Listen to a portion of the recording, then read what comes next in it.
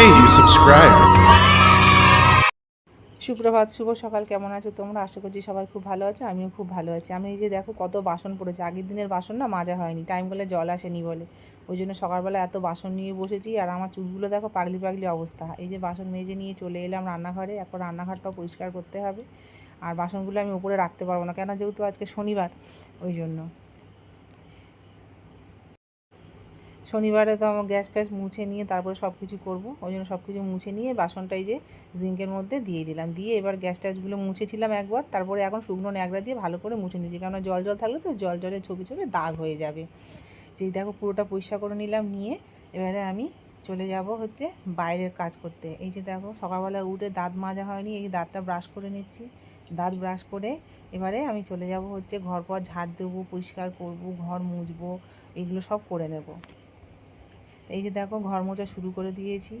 এখন অনেক বড় এই আমাদের এই ডাইনিং স্পেসটা, তো অনেকটাই বড়, কারণ এই ডাইনিং স্পেসের মধ্যে আমাদের সব কিছুই আছে, মানে খাওয়া, শোয়া, বসা, রান্না বান্না সবই এই একটা ঘরের মধ্যে আমরা সব কিছু করে নিয়েছি।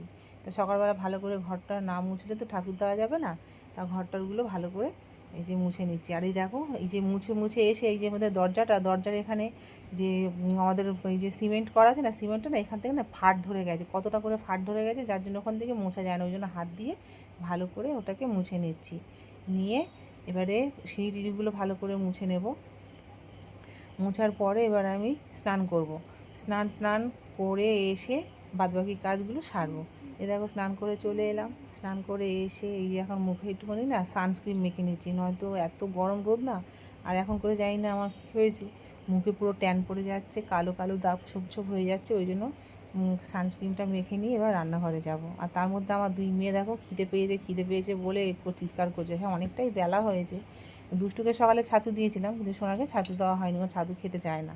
তো ওই জন্য এখন বলছে মা ম্যাগি খাবো, ম্যাগি খাবো। তো আমি তাহলে আছে ম্যাগি, তাহলে খেয়ে নে, জিজ্ঞেস করার কী হয়েছে, যেহেতু 10টা বেজে গেছে, 9:30, 10টার কাছাকাছি, 10টা না বাজলেও 10টার কাছাকাছি হয়ে গেছে। তো ওই জন্য আমি বলছি খেলে করে খা। আর এই যে সিঁদুরটা এখন পরে নেবো। তো সিঁদুরটা না এই গরমের মধ্যে আমি মানে আমাদের যে সিঁদুর, এই সিঁদুরটা পরি না, এখন লিকুইড সিঁদুরটাই পরি। তাই লিকুইড সিঁদুরটা এখন খুঁজে পাচ্ছি না বলে ওই জন্য এই সিঁদুরটাই পরে নিচ্ছি। আর টিপটা পরলে ওই সিঁদুরে টিপ পরা যায় না, লিকুইড সিঁদুরে টিপটা পরলে কি ভালো হয়।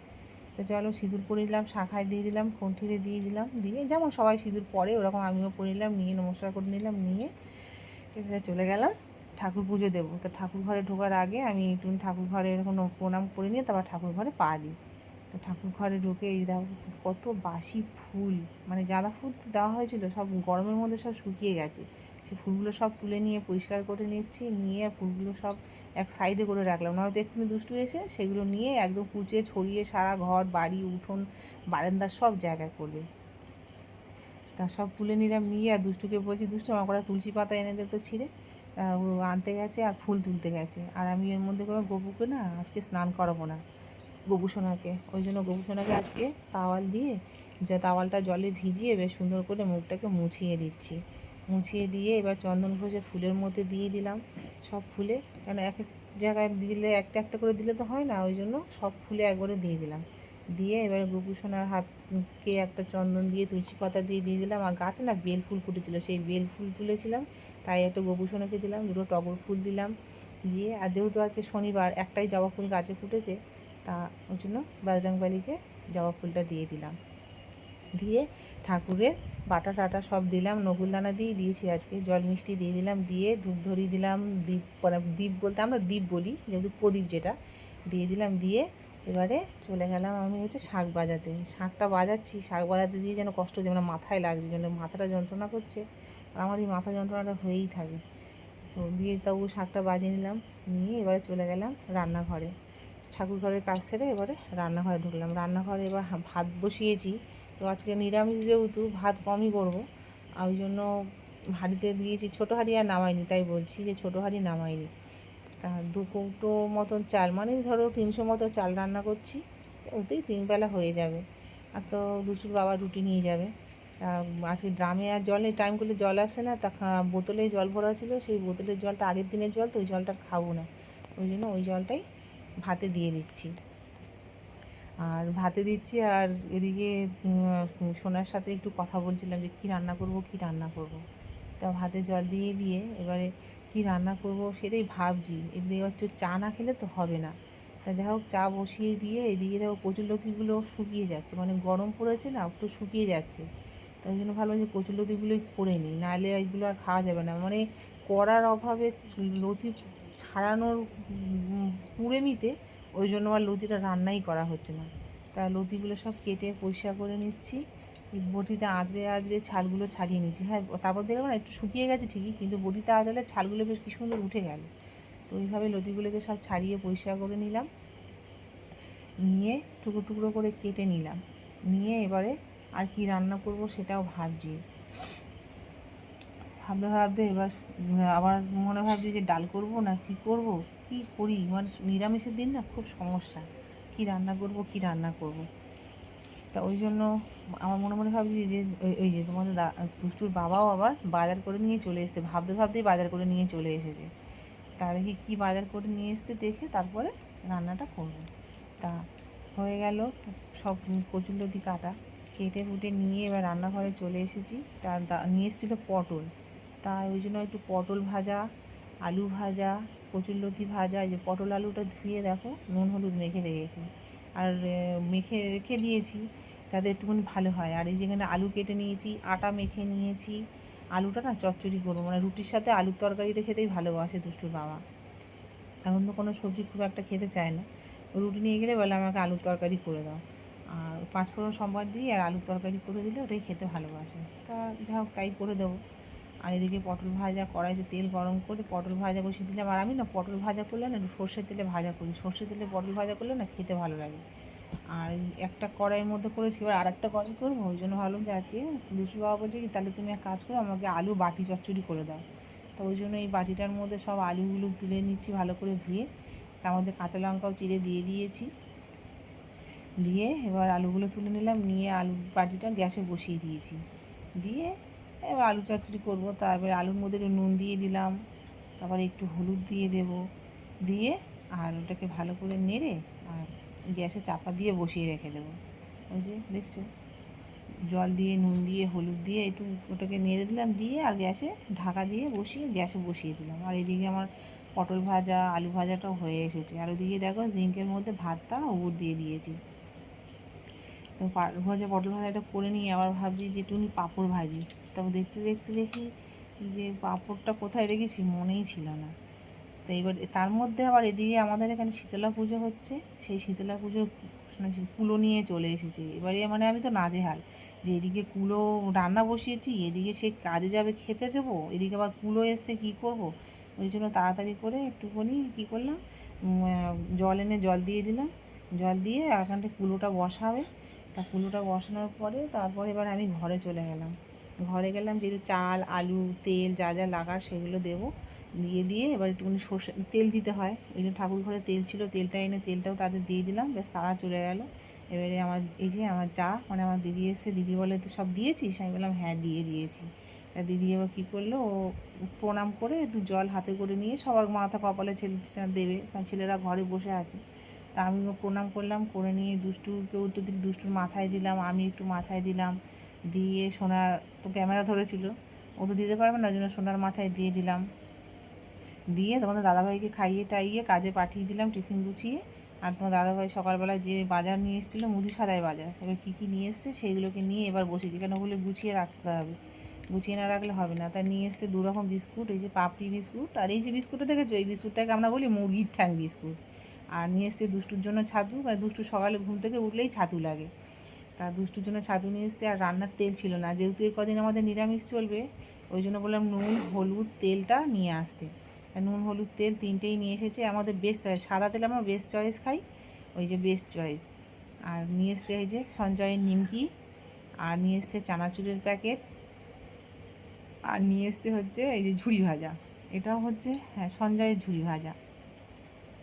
তাই এই যে এই নিয়ে এসেছে, আর এই যে লাল লঙ্কার গুঁড়ো, কালার তরকারিতে কালার হতে হবে যার জন্য ওই লঙ্কার গুঁড়োটা নিয়ে এসেছে। আর এই জিনিসটা নিয়ে এসেছে, এটা আমি খুব ভালোবাসি খেতে, বাদাম চাপা বলি, আমি তো বলি বাদাম চাপা। তা ওইটা হচ্ছে গুড় বাদাম বলে। তা ওইটা নিয়ে এসেছে, দেখো দুটো একসাথে নিয়ে এসেছে, দুটো না মানে একসাথে লেগে জুড়ে গেছে, ওটা আর ভাঙা যাচ্ছে না। তা আমি করলাম কি খেলাম, আর ওদের দুজনকে একটু দিয়ে দিলাম। আর এদিকে কচুরলতি ভাজাটা বসিয়ে দিয়ে গিয়ে আর ওটা করছিলাম। এই কচুরলতি ভাজা আমার হয়ে গেছে, আর তোমার দাদাভাইকে আলুর তরকারি দিয়ে দিয়েছে, আর এইটুকু আলুর তরকারি আছে। তা ভাবছি এটা কি করব, সোনাকে জিজ্ঞেস করলাম কি করবি, তো বললো মা রেখে দাও, রাত্রিবেলা বাবাকে দিয়ে দিই। তো হয়ে গিয়ে কাজবাজ সেরে এসে এবার দুপুরবেলা খেতে বসে গেছি। এই যে দুপুরবেলা রান্না করেছি হচ্ছে পটল ভাজা, আলু ভাজা, আর হচ্ছে এই যে এদিকে কচুরলতি, আর এদিকে পাঁপড় ভাজা। এই কড়াইয়ের মধ্যে কচুরলতিটা আছে, ওইটুকুই আছে। একটু দাদা দুষ্টুর বাবা তো খেয়ে যায়নি, দুষ্টুও খাবে না, আমি আর সোনা খাবো আর আমার শাশুড়ি খাবে। আর এই যে পাঁপড় ভাজা, দুষ্টু এক কৌটো পাঁপড় ভেজেছি, দুষ্টু পাঁপড় অর্ধেক শেষ করে দিয়েছে। আর সঙ্গে হচ্ছে এই যে গন্ধরাজ লেবু, গন্ধরাজ লেবু না হলে তো কচু জিনিসগুলো খেতে ভালো লাগে না। তো চলো খাওয়া দাওয়া করে নিই। মানে সকাল দিয়ে তো খাওয়া হয় না, চা আর বিস্কুট খেয়েই কাজ করতে করতেই সময় চলে যায়। প্রায় দিন সকালবেলা আমি কিছু খেতেই পারি না, মানে এই দিক ওদিক করতে করতেই আমার হয়ে যায়। খাওয়া দাওয়া করে একটু দুপুরবেলা শুয়েছিলাম, এবার ঘুম থেকে উঠেছি, ওঠার পরে যেন আর ভালো লাগছে না, মানে ঘুম থেকে উঠতেই ইচ্ছে করছে না। তা ঘুম থেকে উঠতে ইচ্ছে করছে না কেন, মানে মাথাটা এত ধরেছে ওই জন্য। তা যাই হোক সন্ধ্যেবেলা চা করে নিয়ে বসেছি, চা আর বিস্কুট খাচ্ছে। আর এই যে মাথা যন্ত্রণা করছে, চোখ যন্ত্রণা করছে, একটা সাইড পুরো ধরে আছে। আমি মাইগ্রেনের যন্ত্রণা না কিসের আমি বুঝি না, যাকে বলি সেই বলে মাইগ্রেনের যন্ত্রণা, ডাক্তার দেখেছি, ডাক্তারে বলে মাইগ্রেনের যন্ত্রণা। আর আমার একটু ঠান্ডা লাগলে মাথা যন্ত্রণা করে, আর দুটো কান যেন যন্ত্রণা করছে, কান বন্ধ হয়ে আসছে, এরকম হয়। তাই যে পাপড়ি বিস্কুট নিয়ে এসেছিলো, সেই পাপড়ি বিস্কুটটা দিয়ে আর চাটা খাবো। এই যে এখন চাটা খাওয়া খেতে ইচ্ছা করছে না, কিন্তু আবার না চা বিস্কুট খেতে ইচ্ছে করছে না, তাই শুধু চা খাবো, ওই জন্য চাটা নিয়েছি। যেন একটু গরম গরম চা খাই, গরম গরম চা খেলে তাহলে যদি মাথাটা একটু ছাড়ে।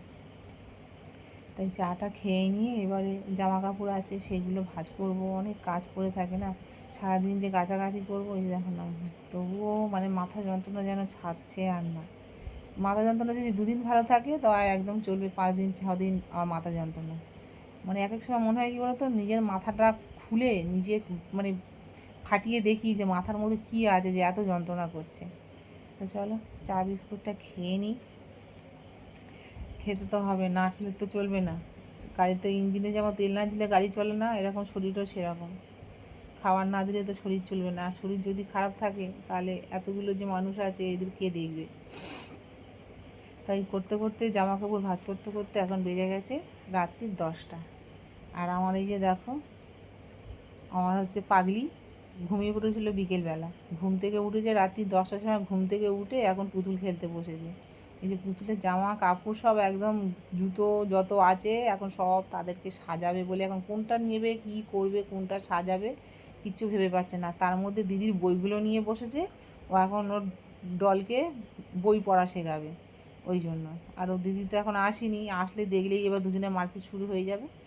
তার মধ্যে ওর বাবা চলে এসেছে। তা এবছর পয়লা বৈশাখে তো কিছু কেনা হয়নি, একটু সমস্যার মধ্যে দিয়ে যাচ্ছি বলে এবছর কিছু কিনতে পারিনি। তা ওই জন্য দুষ্টু, ওর বাবা এসছে বলে দুষ্টু লজ্জা পাচ্ছে, লজ্জায় দেখো চোখ ঢাকা দিয়ে দাঁড়িয়ে আছে মানে এত লজ্জা পাচ্ছে। ওর বাবা আসলে একটু ওর বাবার সাথে ওরকম খেলা করে, লুকোচুরি খেলা করে। তা দুষ্টুর জন্য আমি বললাম দুষ্টুর জন্য একটা জামা নিয়ে আসো, আর সোনাকে বললাম, ও বললাম আমার জামা লাগবে না, আমাকে অন্য একটা জিনিস কিনে দিও, মানে ওর স্কুলের ব্যাগটা ছিঁড়ে গেছে, ওর স্কুলের ব্যাগ নেবে। তাহলে ঠিক আছে। তা দুষ্টুর জন্য বাবা এই যে ফ্রকটা নিয়ে এসেছে, তাই আমি বলেছিলাম যে আনতে হবে না, ঘরে নতুন আছে ওইটাই পরাবো। তোর বাবা বলে না, বছরে এই 2 দিন যদি বাচ্চাদের দিতে না পারি তাহলে সেরকম ইনকাম কেন করবো, আর সেরকম কাজ করতেই বা কেন যাবো। তাই জন্য দুষ্টুর জন্য এই যে জামাটা নিয়ে এসে, জামার প্রিন্টটা আমার ভীষণ ভালো লেগেছে, কালারটা ভীষণ সুন্দর। আর আমার পাগলি পরেছে তো, আমার পাগলির গায়ের সাথে জামাটার সাথে একদম মিশে গেছে। তা ওকে আবার পাগলি বললে আবার রাগ হয়, ওকে পাখি বলতে হবে, দুষ্টু বললে হবে না। ওর দুষ্টু বলে বলে আমাকে দুষ্টু বলে বলে আমাকে দুষ্টু করে দিয়েছো, তাই তো আমি এত দুষ্টু এত বদমাইশি করি। তা তা ওকে ওই জন্য পাখি বলতে হবে। আমি না দুষ্টু তো আমি বলবোই, বলে তাহলে ঠিক আছে আমাকে দুষ্টু পাখিই বলবে।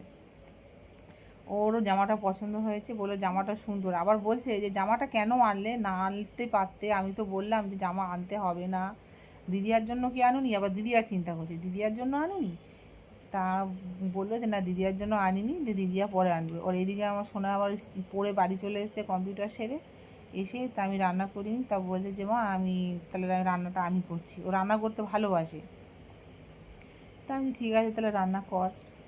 এদিকে দুষ্টু তোর বাবার সাথে গল্প করেই যাচ্ছে, জামাটা কেমন হয়েছে, বাবা দেখছে একটু বড় হয়েছে, যার ওটা রোগা, কিন্তু ওই জন্য অন্য মানে 28 সাইজ 26 সাইজ জামা আনলে ওর গায়ে ঢিলা ঢিলা হয়ে যায়, আর এদিকে নিতে গেলে এদিকে ছোট হয়ে যায়। তো ওই জন্য আমি বললাম তুমি 26 সাইজই নিয়ে আসো, একটু বড় হবে নিচে, ঝুলটা একটুখানি মেরে দিলে হয়ে যাবে, যেহেতু ঘরে মেশিন আছে একটু কেটে মেরে দেবো, হয়ে যাবে।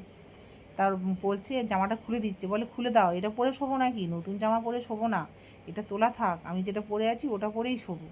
ওর বাবাকে একটু শাসন করলো, একটু বাবাকে শাসন করতে ভালোবাসে। ওর বাবার সঙ্গে সব সময় ওর বাবার সাথে বাবাকে শাসন করেই যায়, এটা করছো কেন, ওখানে দাঁড়াচ্ছ কেন, এই করছো কেন, এরকম।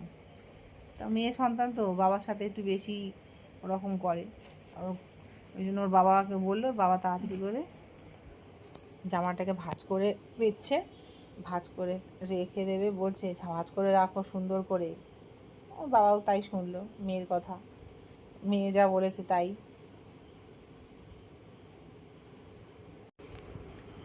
তো চলো, মেয়ের কথা মতো জামাটাকে সুন্দর করে ভাঁজ করে রাখছি, আর দুষ্টু চপ করে উঠে গিয়ে ওর বাবার ফোনটা নেওয়ার জন্য দৌড়ে গেছে। ওর বাবার সঙ্গে সঙ্গে ফোনটা নিয়ে ভেবেছে ফোনটা আছে, কিন্তু যে ওর বাবার ফোনটা যে পকেটে আছে সেটা ও জানে না। তা যাই হোক, বাবা মেয়ে যা করছে করুক ঘরের মধ্যে। এবার আমি আমার চলে যাই বড় মেয়ের কাছে, সে কী করছে দেখি। জিজ্ঞেস করতে করতে যাচ্ছিস কী রে, রান্না হচ্ছে? তো বলে হ্যাঁ মা রান্না করছি। কী রান্না করছিস? এই যে সোয়াবিন পটল আলু দিয়ে তরকারি করছে, আর একটা তরকারি বসিয়েছে।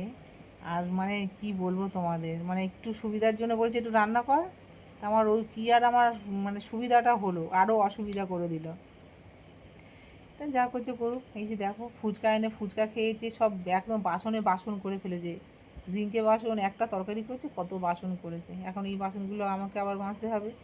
তাই আমি বলছি বাবা এত বাসন করেছিস? বলে আমি জানি না আমার কেন এত বাসন হয়ে যায়। তা আমি ঠিক আছে যা করছিস কর। তা বলে তাহলে রান্না কর, একটু ওর বাবা রান্না করলে ওর বাবাও খেতে ভালোবাসে, আর অমনি রান্না করে, একটু খারাপ রান্না করে না, ভালোই রান্না করে। তা এখন অনেক রাত হয়ে গেছে, তা আমি ভাবলাম এবার দুষ্টুকে খাওয়াতে হবে। তা ওই জন্য আমি বলি না আর বেশি রাত করবো না, তাড়াতাড়ি তরকারিটা কর বলে, আর তাড়াতাড়ি খাওয়া দাওয়া করবো, করে মাথাটাও যন্ত্রণা করছে, ওই জন্য বলি না খাওয়া দাওয়া করে শুয়ে পড়ি। তা চলো আজকে ভিডিওটা এখানেই শেষ করছি, যদি ভালো লেগে থাকে লাইক কমেন্ট শেয়ার করতে ভুলবে না। Good night, tata.